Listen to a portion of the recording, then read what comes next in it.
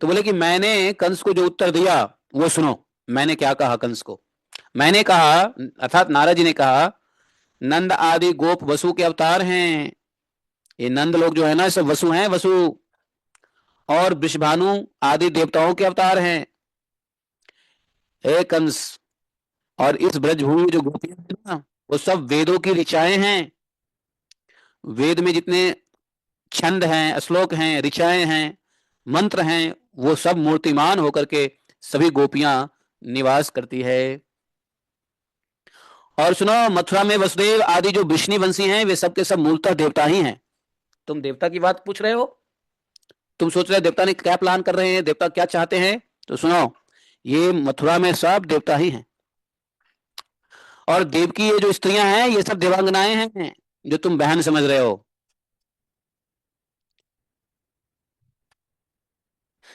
और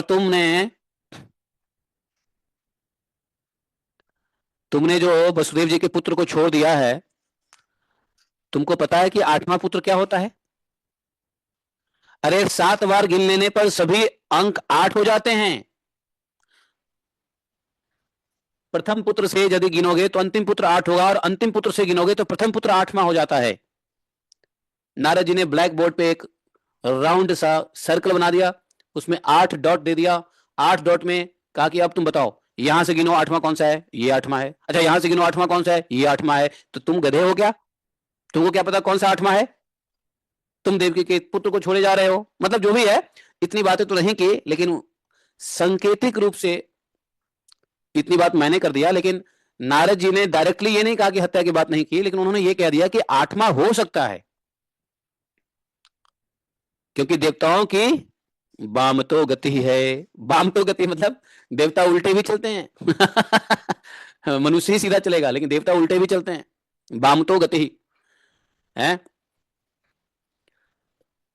ते हंतु संख्यायम वा देवानाम वाम तो गति।